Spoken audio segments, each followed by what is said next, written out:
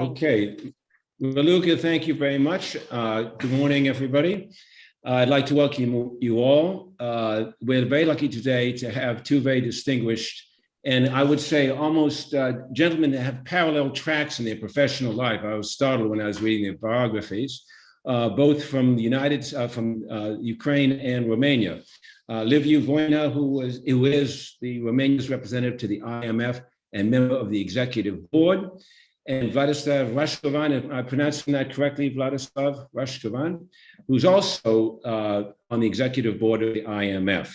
Vladyslav was deputy governor of the National Bank of Ukraine. He was deputy CEO of Unicredit Bank in the Ukraine. He had senior positions at the US Chamber of Commerce in Kiev, and he's on the board of the Kiev School of Economics, where he is missing in action. I guess he's not working too heavily there.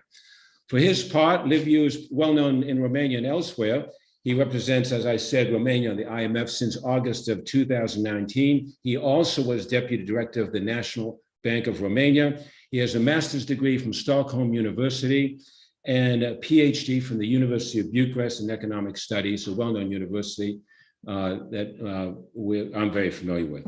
Anyways, gentlemen, I'd like to begin with what we in the United States here see is a horrible war on TV, on CNN, on the media all the time. And we see nothing but human toil and human misery and cost.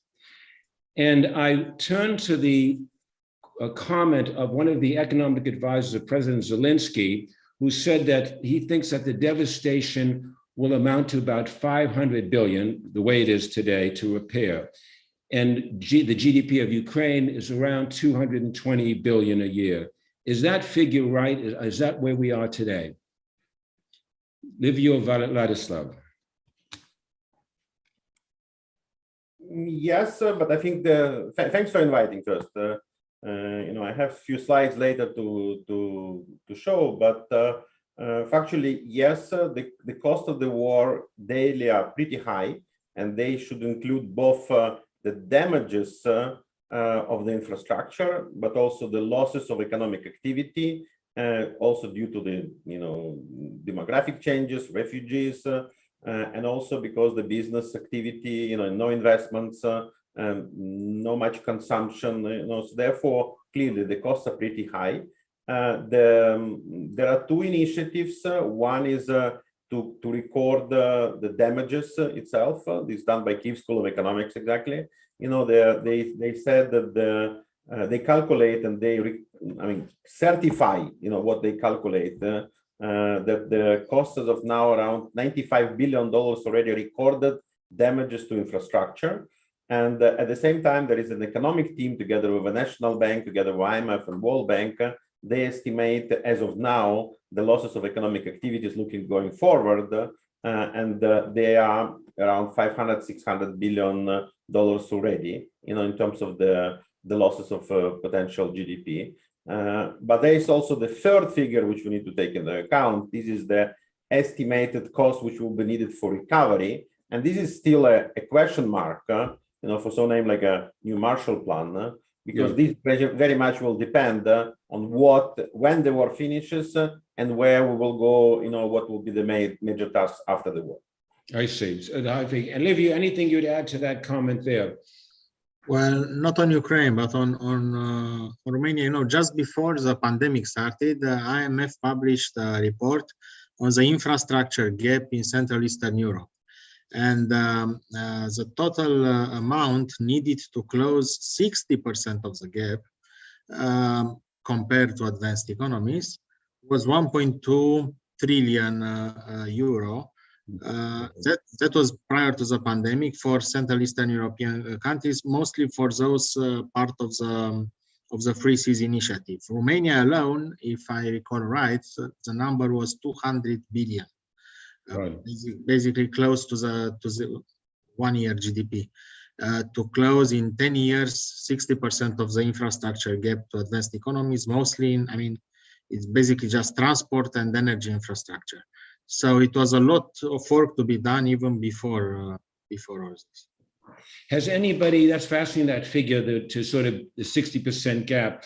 No one mentioned there refugees, because refugees, of course, are a big cost. Refugees are food, housing, education, job assistance, maybe wage subsidies, language training, and so forth. Is there a figure? Do either of you have a figure for how much that costs? I mean, speaking about refugees, I think as an economist, we need to assume few figures. First to understand the figures. We have, as of today, 5+ million Ukrainian refugees in Europe, and truly saying that the figure is not 100% correct, because there are already some people returned to Ukraine, and unfortunately, you don't have a understanding, how is now going back and forward between some people in Ukraine. But I would say clearly it's more than 5 million, but exact figures we don't know. Second figure is close to 8 million people are internally displaced people in Ukraine. And 3 is the people who are living on the front line, so close to the front line. And this is about 10 million people. So in the districts and the regions close to the areas of the pretty hot war, let's say like this. And factually, I would say that 3 groups have the same needs. First of all, they need cash and housing, and this is what they partially receive in Europe. It's for using the different national or European Union budgets, which also creates a little bit of economic disincentive for them to stay in Ukraine, an incentive to move to Europe. I think it should be opposite, there should be the incentive to stay in Ukraine, yes. And therefore probably European Union money should be more focused on supporting people in Ukraine.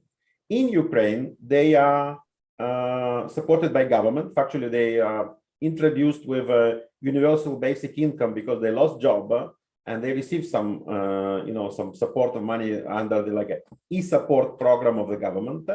And people who are close to the front line, I mean, they receive much less yet. Again, creating disincentive to move forward, to either as internally displaced people or as refugees. It's a very interesting figure, which I heard a few days ago, that Ukrainians abroad currently spend about $2 billion per month as Ukrainians. This is looking for the balance of payments. Interesting. Means that 5 million people is $400 each. Yeah. So it's not so much support of European Union, but it's actually Ukrainians supporting also part of the European Union. So these monies are bigger than European Union support now to Ukraine and to Ukrainian displaced people. If I may, Liviu. Sorry, man. Yeah. As for Romania, we already have 15 refugee camps. In total, I think around 800,000 Ukrainians, let's say, crossed through Romania. About 100,000 more or less stayed so far. The cost for the refugee camps, I think the government allocated initially 100 million euro, but the costs, of course, will rise depending on how long they stay. In the first instances, central banks in the region, including in Romania, were very helpful to allow for foreign exchange, because it was an issue with Ukrainian currency initially being exchanged. I think this I saw a calculation made by the Polish government, and I believe it's public, that by the end of the year they calculate up to, well, it's a very broad range between 11 and I think 22 billion euro impact from the refugees. It's a very broad range. By a rule of thumb, you could calculate, because Poland has about 5 times more refugees than Romania. But they calculated including extra hours for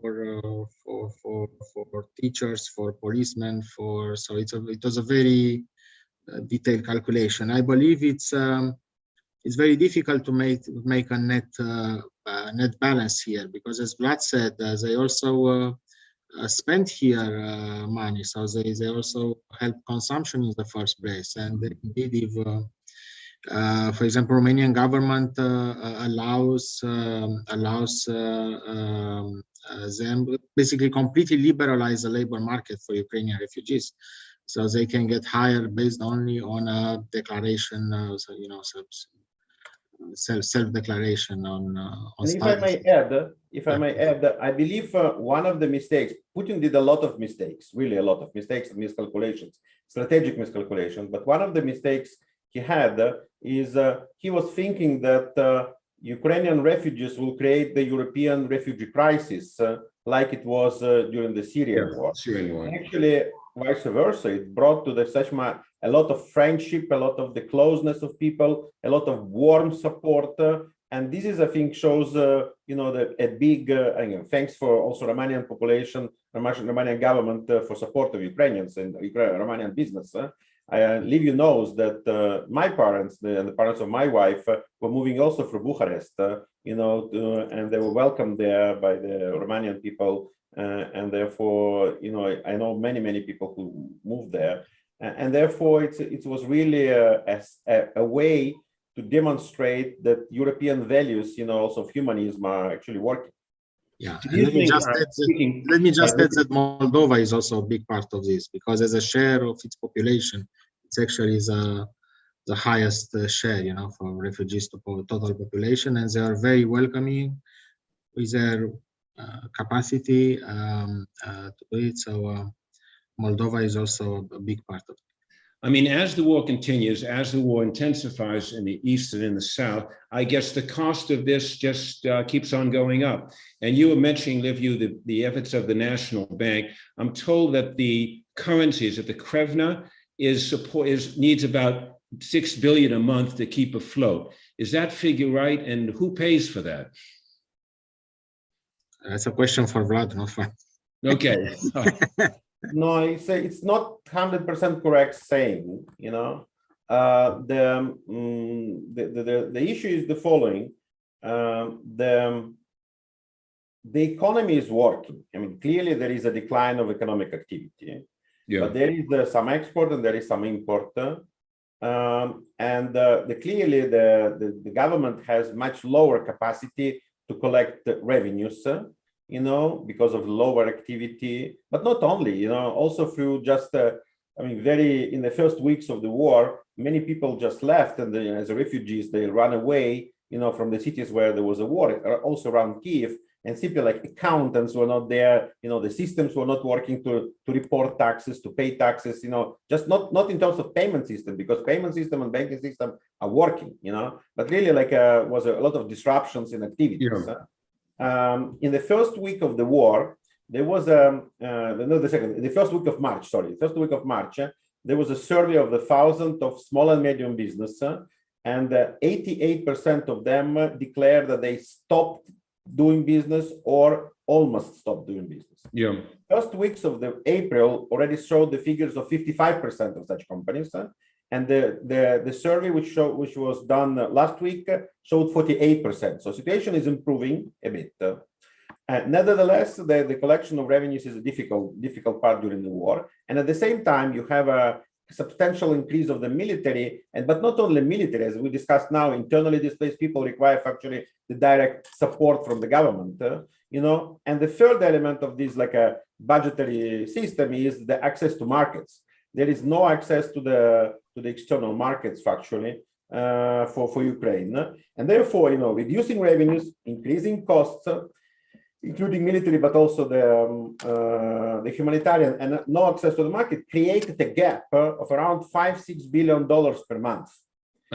Support the government. And there are not so many ways to do it, because this is already including the substantial reduction of the government spendings, like on investments on roads, etc., which now will come back, because you need to restore some part of the economy. But these $5-6 billion, the Ukrainian authorities came to the G7 partners, to IMF, to World Bank, to development banks, asking to support. IMF was one of the first which supported the Ukraine in the first weeks of the war with $1.4 billion money. The European Union supported with macro-financial assistance, 600 million, and 600 million should come soon. The World Bank supported with around like a $1 billion.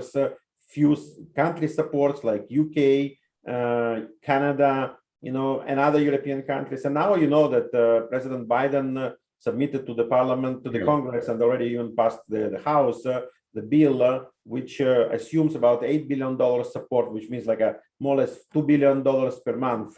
So it's not 8 billion, $7.5 billion for Ukraine. So around $2 billion per month, and of course next 4 months support for Ukraine. So this money, Ukraine still needs money, in order to cover these $5-6 billion per month. The interesting figures you gave there, I never heard those. How basically Ukrainian business is saying we can stay, we can function, we can continue. But if the Donbass, if the Russians keep on pushing the way they have in a slow, grinding way, and they manage to cut off the access to the Black Sea, has anybody started to think about what that would mean for the Ukrainian economy? Has anybody projecting any views on that? Hopefully unlikely situation, but not implausible. There are several.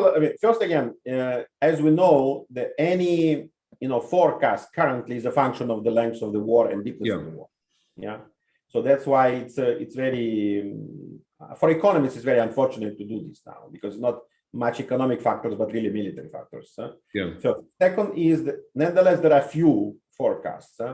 EBRD was the first one which made a forecast more or less early March with minus 20% annual decline. And yesterday during the EBRD annual meetings in Marrakesh, they changed this to minus 30% annual decline.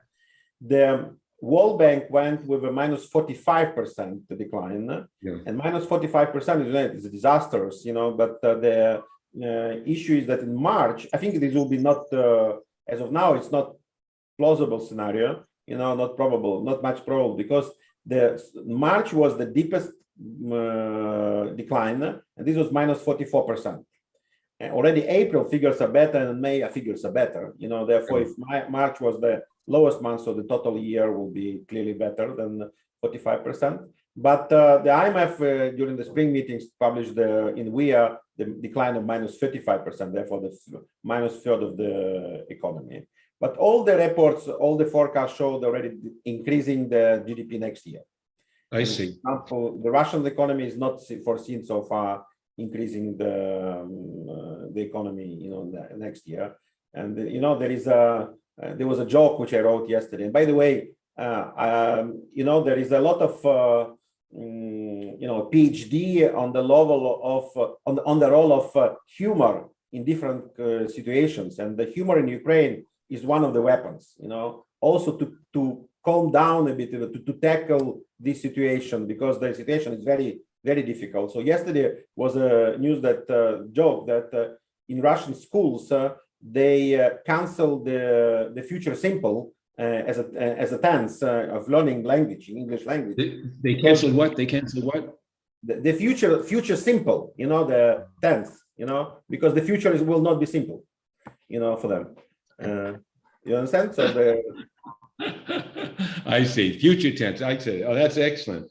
You had mentioned the Russian ruble just then, and I remember at the beginning it was falling like a rock, and it seems to have stabilized somewhat. I don't know whether it's capital controls or surpluses, but is that basically because other countries are buying their energy still?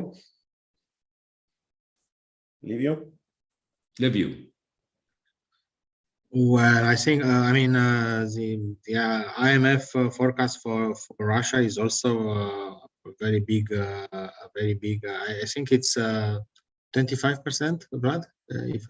No, it's minus 11.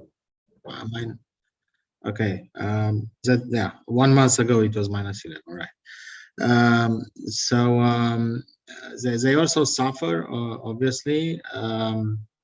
Indeed, they still have revenues from selling gas, oil, from their commodities exports. There is actually a calculation made by IMF that a full interruption of Russian gas imports to Europe would lead to 20% cut in gas consumption next winter in Europe, but that would also lead to very serious output loss and revenues for Russia. So, as Vlad also said, it's a lose-lose situation, and I don't think it's it's sustainable in very long term. And it's not only this country; it's also the neighboring countries, right? So Romania being one of the most affected, but also Moldova, for example. The IMF forecast, the spring forecast, basically cut about 2% of GDP from on average from Europe. Romania's projection was also, gross projection was almost halved from around 4 to around 2. And of course, inflation is going up, and basically the war came on top of the post-pandemic incomplete recovery and surging inflationary pressures that already existed. So now we have again very high uncertainty. I would compare it to the beginning of the pandemic. It's that kind of radical uncertainty that you really don't know which way it goes, what happens. Like highly unpredictable. Liviu, how dependent is Romania on Ukrainian energy? Well, Romania is one of the least dependent European countries on imports from Russia of energy, and of course there would be some setbacks, but Romania could actually be an exporter of energy. I recall that in 2013, when I was budget minister, I financed the pipeline, the gas pipeline to Moldova, Romania-Moldova, which is now operational, I understand. It's finally operational. So this helps reducing, for example, Moldova's dependency also on Russian imports. But it's not only that. The world is dependent quite significantly on especially on commodities, especially wheat, corn from Ukraine and Russia. So they account for quite a significant part. I think 30% of global exports of wheat, for example. So this affects many other countries, especially in the Middle East, in North Africa, which would import the vast majority from this region. Romania in itself, it's kind of protected here because so not only that we have these let's say these safeguards which are military, economic, political, but also in terms of energy security. As I said, we are one step ahead, still not full energy independence, but and in terms of agriculture production, we have the potential. It's not fully realized, the potential, but we have the potential to produce more to compensate for this. In terms of energy, Liviu, you were talking about the pipeline that you basically helped make happen going into Moldova. The United States has said that they're going to try to increase liquid natural gas to Western Europe. And most of those terminals, I think, are in Germany or in the Benelux countries, anyways, in the north. Romania, I don't think, has LNG terminals on the Black Sea, do they? Or is that being contemplated? Is that some prospect? Well, to the best of my knowledge, not yet, but it might be as we are discussing. I don't know. What I know is that I think just before the Russian invasion of Ukraine, US and Romania signed a memorandum on small nuclear plants, I think so. Yeah, that's right. Which would also help increase, energy independence. And actually, the war, I would say, accelerate this medium and long-term green transition, need for green transition. So it might be a cost in the short term, but I think it actually makes this green transition more appealing, or let's put it like this: the transition away from Russian imports, it is becoming not an option; it's becoming a necessity. Yeah, Vladyslav, you were saying, you're talking about wheat. You're both talking about wheat, And I think Russia and Ukraine export 37 million tons of wheat a year, which is 7% of the global production.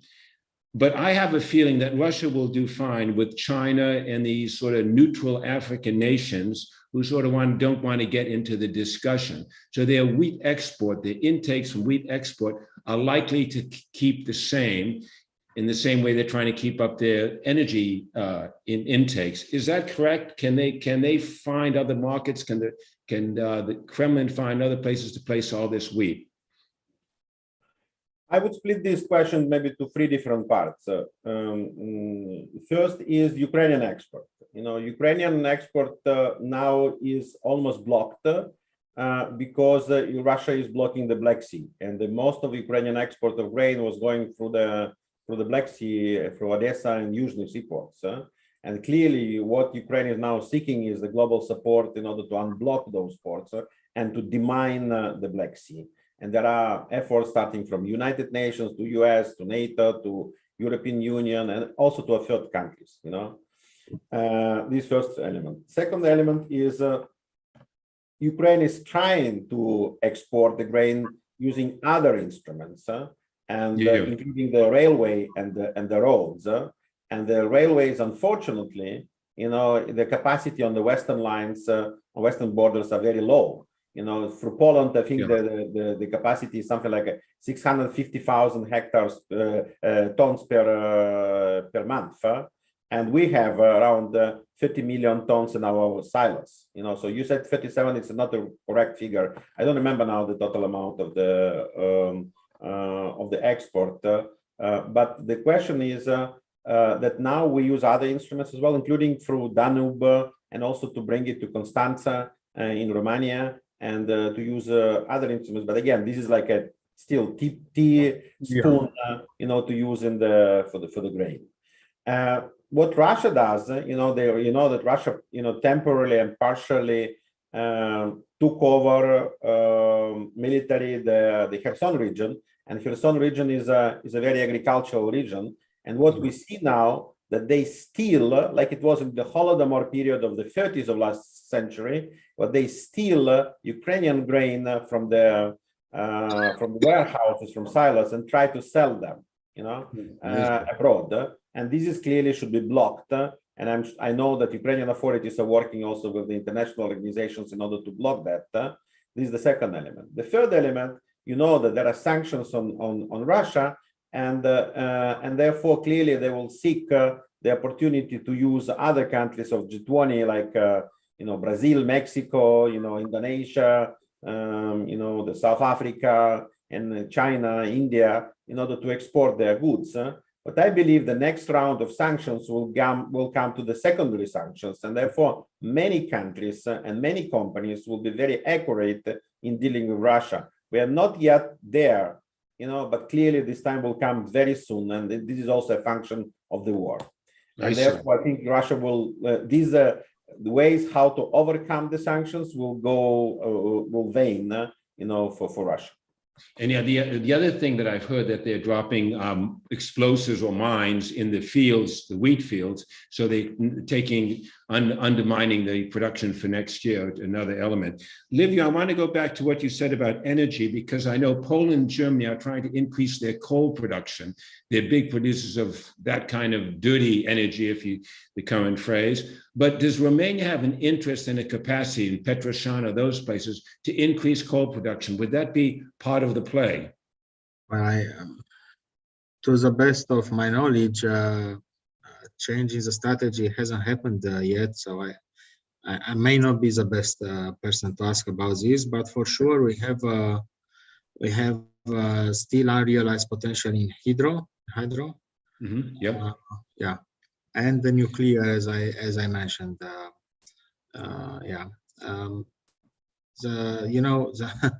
it has been like for 20 years or more than 20 years, Romania followed various programs to actually close those mines. But the context changed. But I wouldn't really comment at this point. Right.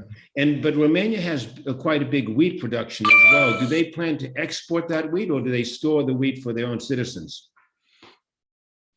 Yeah, so far there is no, again, to the best of my knowledge, no interdiction, no interdiction to export. So we do exports. Unfortunately, Romania, despite having a very large agricultural land, and together with Poland, Romania and Poland together have like 60% agricultural farms in Europe, in the European Union at least. We are a net importer of food and agricultural products, which is a structural problem which actually needs to be addressed immediately because of the size of these farms and so on. But in terms of export, it might come to that at some point, but not that I know now. You were saying a moment ago, Vladyslav, about what we learned from the pandemic. And right now, effectively in Europe and the United States, we've barely pulled out of the huge cost of the pandemic. We are spending a fortune on the pandemic. Governments in France and in the United States, Joe Biden wanted to have a more positive environment for a midterm election in 2022. Rich nations like France were spending because there's an election coming up. And the emerging economies in Central and Eastern Europe didn't quite have the deep pockets to support their populations as deeply as the West. But all that's, the wallet is getting tighter and tighter. But, so that seems like bad news to have a war coming on the heels of a pandemic. But Vladyslav, before we began, you were making a comment about certain things that we learned in the pandemic crisis that may be helpful in this new situation. Yeah, when I speak with some, people in US, I see the two important, I would say not say biases, but two important problems. One of them is that different international institutions like USAID and others, they are used to work during the wars in the situation when there is no functional government. And therefore, that's why they work through like United Nations organizations, through OCHA, through Caritas, through NGOs, global NGOs, etc. Ukraine has a functional government, fully functional government, from day one. It has never, even single day, there was no dysfunctional government, even during the period of the wars in Kiev. And one of the results, how it came, it's not a miracle, okay? It's not a miracle. It was a partially result of the preparedness for the war, but second is a result of the working during pandemic in the course of the 2 years. Because during pandemic, people are used to work already remotely. The people who could operate treasury balances or the banks itself, from outside, sitting in different cities. They were able to cooperate, to interact via Zoom like we do now. There were a lot of the digital instruments implemented in Ukraine. Yeah. For example, one of the instruments to support these internally displaced people, I don't know if you know that, is a government app which has a name DIA, which in Ukrainian is action, and the DIA is an app through which Ukrainians have an access to the government services. And this is also the storage of some kind of your official documents like driving license, ID passport, etc. But during pandemics, this app became available to, I think, 14 or 15 million Ukrainians. And it was also connected to the virtual banking card in order to receive subsidies. And the first subsidy which people received was during the COVID time, again, as a support from the government.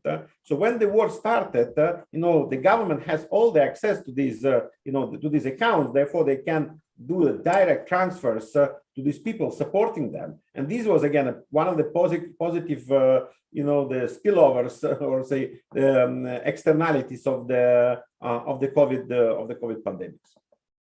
You both talked about the slowdown and the adjustments in the growth by 2% and so forth. And Liviu, you were saying that Romania is a bit lucky here because the energy is sufficient, or at least not as bad a situation as others. But nonetheless, the Romanian economy is dependent on all kinds of businesses that depend on the performance in the West. I think of parts depends for on automobiles. it depends on the international business cycle. And, Yeah, like automobile parts in Brasov and places where they make windscreens for the car and supplements and so forth. And with the German slowdown, that will mean a Romanian slowdown. How serious is that aspect of the issue? It affects, of course, foreign demand for our goods in European Union. And a few years ago, as a central bank, we made a study to try to compare Romania's business cycles with advanced economies' business cycles. Yeah. For that, first we managed to get a long time series of GDP comparable, and we found out actually that the advanced economy to which Romania resembles most in terms of business cycles is US. Yeah, in terms of recessions, duration of recessions, growth periods, duration of growth periods, and so on. So basically, I think that the monetary policy normalization, which has already started in the US and it's about to start in the euro area, will indeed put additional strain on already tightened, fiscal and financial constraints in emerging economies in general, Romania included. So for the current situation, with when pandemic ended with a war, basically, in the pandemic it was a mix of fiscal and monetary policy, which did the job for most countries, right? And actually, countries who didn't afford a very large fiscal support, like Romania also, because Romania also only gave about 2% of GDP in terms of direct support during the pandemic. So it's small compared to what other countries did. But it was a mix of monetary and fiscal policies that helped the economies during the pandemic. But now, I think fiscal policy is better suited to address the challenges from these shocks from the war. To provide humanitarian relief to refugees, because you need to provide temporary support to households, vulnerable households, very affected by this food and energy skyrocketing prices. While monetary policy is pretty much bound to continue the normalization cycle in order to contain inflationary expectations. It's interesting the parallel you make with the US economy. Speaking about foreign economies in Romania, I heard from a top lawyer in Bucharest that they were concerned about foreign investment in Romania because it's near a war zone. It's what they call, it's sort of become a waiting zone because Romanians have maybe a vague idea of geography. We all know that if you travel around the United States often, they don't know exactly where everything is, but it's sort of near a troubled area. How big is that an issue, this sort of waiting zone, this concern with foreign investors? It can be, of course, but look that so far Romania maintained its rating from all rating agencies, and which is an investment grade rating. And I think maybe we should do a better job emphasizing that Romania has these safeguards that unfortunately other countries in the region don't. Yes, we are basically on the border, but on the safer side of the border. So, meaning military safeguard, political investors continue to be protected by European rule of law, basically by the treaties. So I can understand, this uncertainty always is a drag on investments, not only foreign investments, local investments as well. But also on the positive side, if you want, the high inflation around the world, makes savings behavior a little bit more difficult to sustain. So you need to do something with the money. Basically, you need to make investments one way or another. And still, Romania, I think, provides good yields relative to core Europe, and safer grounds relative to our, let's say, eastern border. Do you see, Liviu, a role for Romania to play, an upside role for Romania in terms of construction, civil engineering, infrastructure, construction materials, when hopefully we get beyond this point and we're back to helping Ukraine get on its feet? Absolutely. And I know that Vlad wanted to talk about the reconstruction phase, which is very important, and hopefully will happen sooner rather than later. And I believe that Romania could be an important hub for this reconstruction projects, for companies getting there to Ukraine, for the money flow. So it could be, but in order to be so, you should continue to make the most of its assets, of these safeguards, and to remain, which is very important, I think, to show some kind of to show fiscal sustainability and responsibility, because in these times, when financing becomes less available or more costly around the world, with also higher inflation, tighter financing costs, and so on, lower growth prospects, the cheapest financing you can get as a country is a financing you don't need. You don't get, actually, in the sense of, you should adjust the deficit, right, to make sure you don't get over indebted or something. And so it's a fine balance here between the need to fuel growth, and on the other hand, the need to maintain. It's a trade-off. The need to maintain debt sustainability and fiscal let's say, responsibility. So I believe that a country that if we manage to do so, to remain on the right, we will remain on the radar for investments, and will continue to be seen as a safe country to not only to invest in, but to be used as a hub for future investments in the region, which actually before the war and before the pandemic, Romania was about to become, or already became, like a hub for regional investments. Vlad, Liviu just made a comment. Just doing a little time check here. We have about 15 minutes left, so wanted to see. Do we have some questions here, Raluca? We have a couple of questions, yes. So I was hoping that our guests could answer some of them. Okay, terrific. So the first one is from Dan Kazaku, and I'm going to start with a simpler one. How many refugees have left Ukraine so far in total? How do you see their future, and what can we do to help? This is for Vlad, obviously. Thanks, Luca. I see also the second question, because I was looking at them. I said it in the beginning, I believe, that we have 5 million plus the refugees, around 8 million people internally displaced people, and around 10 million people living in the front line zone.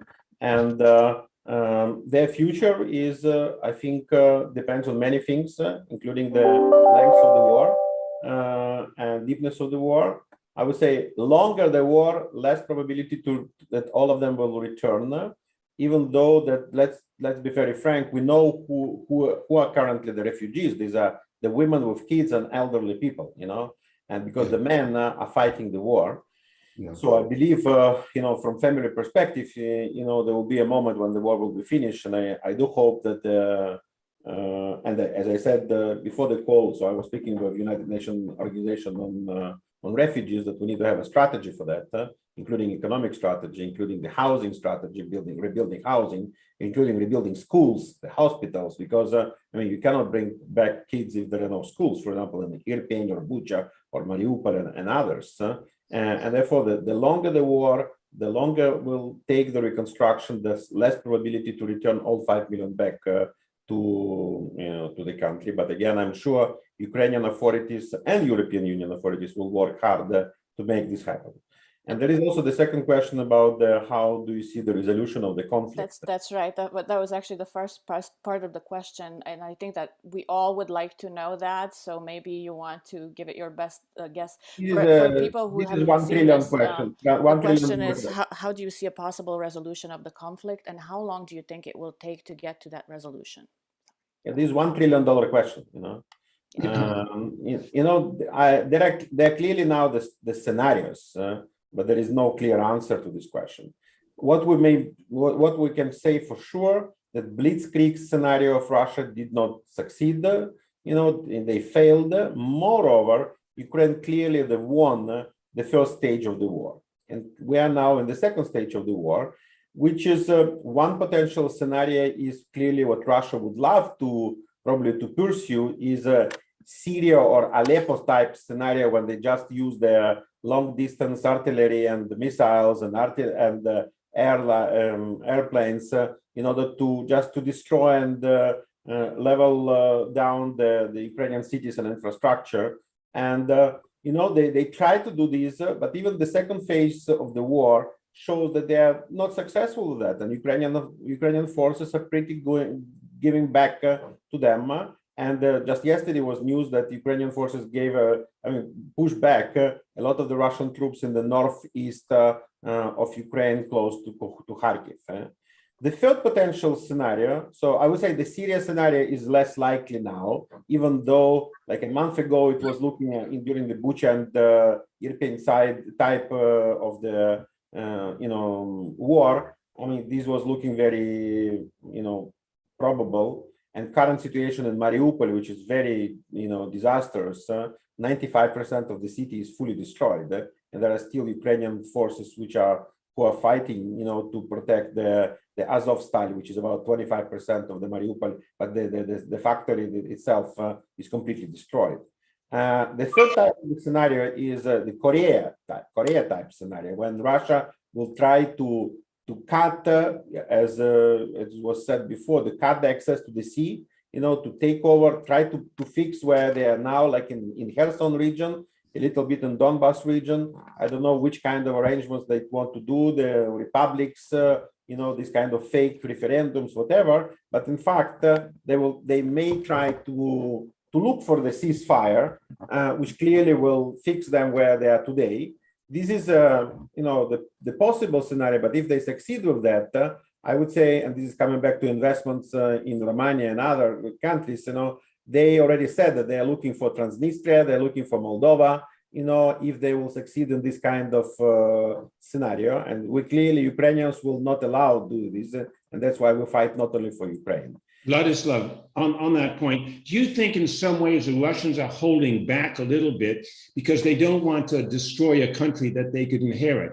And if they all of a sudden, city by city, bomb out the east, the south, and so forth, and continue with this strategy, how could Russia ever pay for the reconstruction? No one else in the world would. These are three different questions here. First, what Russia wants from Ukraine.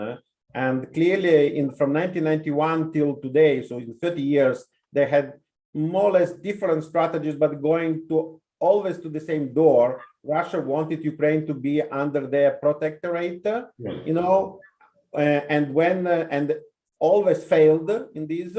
And Ukraine was going more and more towards West, and because this is the Ukrainian civilization choice, not to the East. And therefore, Russia was going every next time going to the next level of hostility, starting from 2004, the revolution when they just wanted to put the Yanukovych, later 2014, when they annexed Crimea and part of the Donbas, later from 2014 till 2021, when they tried to do everything possible to make Ukraine failed state. And therefore they didn't succeed as well, because also with help of IMF and other partners, Ukraine succeeded, and the GDP in 2021 was record high, about $200 billion, much higher than 2014. And therefore they went to another level of their attack is ruining Ukraine. So they don't need Ukraine as as a prosperity save for sure, but even under their control, they need really to ruin. And that's why, if you listen to Putin numerous speeches, he factually put under the question the existence of Ukraine and the right for Ukrainians to exist. So therefore, I mean, this is they destroy it, and they will definitely pay because Ukraine will win this war. There is zero probability Russia will win this war, and also because there is a big support of the West, there is a consolidation of the West, and I think this was the second biggest miscalculation of Putin, that he did not estimate well how the West will consolidate, to support Ukraine. And therefore we will have this as a fight which we will have to take. And that Russian assets are frozen now for about $400 billion, including $300+ billion of the Russian central bank assets. And I'm sure there will be ways, either legislative or judicial or reparations type agreements, which will use this money for repair of and reconstruction and modernization of Ukraine. Thank you. Raluca, do you have another question queued up there? We have several questions. I'm not sure that we're going to get to all of them. Manuela's original question is, what is Ukraine's realistic expectation regarding the EU membership? EU accession is a lengthy process. It takes many years. In Romania's case, it took 12 years to get to the actual membership. But I think that I'd like to, it's for Vlad, but maybe Liviu, you can talk a little bit about is there any, since Romania has been through this process, are there any, not necessarily shortcuts, but recommendations that you would make to accelerate this process to a country like Ukraine, for instance? Well, it's a completely different context, so it's very hard to make any comparison. Romania was a very successful story. I mean, since we joined, our income per capita increased from 30% to 73% of EU average. Before, it took a very, it was a consensus of the political class for this, and there are 33, I think, chapters to negotiate once you get the invitation. It could be a lengthy process, but now as I said, it's a completely different situation. So it's up probably to the political will of the member countries to accelerate this process. Yeah, but it's also up to Ukraine to I think to do its best in terms of accountability. So yeah, throwing it over to Vlad, do you see some fast track application negotiation process? Look, I will say the following. I think, and again, coming back to the jokes, John, one of the jokes was, for example, that soon NATO will ask to join Ukraine. Because not Ukraine to join NATO, for example. Why? Because Ukrainians currently is only one country in the world which fights with a nuclear power for 8 years and currently in a direct military war and winning. I think there will be a lot of lessons which NATO troops should learn from this kind of the war which Ukraine now, unfortunately, unprovoked war which Ukraine currently has. But coming back to Europe, to European Union, as I said, this is Ukrainian civilization choice. And Ukrainians, I think, showed, because Ukrainians are fighting not only for its independence, and as we discussed just before the call, this is, as we say, this is like a 78th day of the 8-year war for Ukrainian independence, which lasts already for centuries. Because we fight for our independence, not in the last 78 days, but longer time. And therefore, in the last 2 months, I think Ukraine demonstrated to the world what we are fighting, not only for Ukrainian independence, but also for those European values like humanism, democracy, liberal idea, globalization, multiculturalism, inclusiveness. So all those where Putin's Russia stands against for, And therefore, Ukrainians are clearly demonstrating that we are Europeans. And I think it was clear for us, but now I think it's clear for Europe. And having said that, I hope and I rely that Ukraine will get European Union candidacy status this year. And therefore, and I fully agree with Liviu, this is already Ukraine will have to go the path, to the mountains of European Union, therefore it will be our path.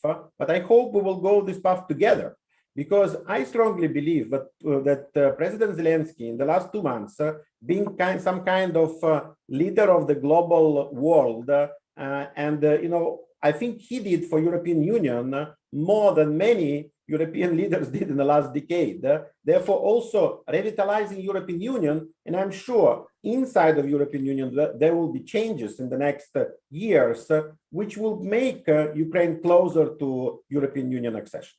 I think that's a good point, Vlad. Interesting and well put.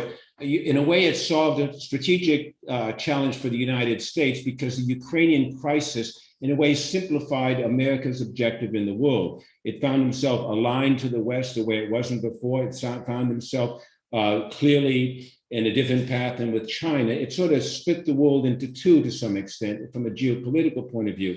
I was talking to Dan Diana, I'll go to you, Liviu, who said he feels that the global economy will soon split in two. On one side, you'll have Russia, China, India, and some of Africa. And then the other side, there'll be United States, Europe, and the capitalist nations on the Far East. What do you think of that, looking ahead 10 years? Is that plausible?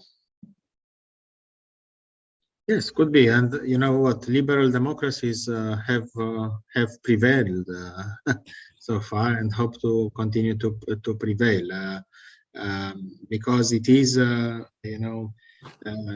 at the very root of all is what Vlad said.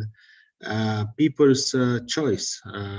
People's choice is towards freedom and shared prosperity, which is something you cannot keep people away from, not even with tanks. So.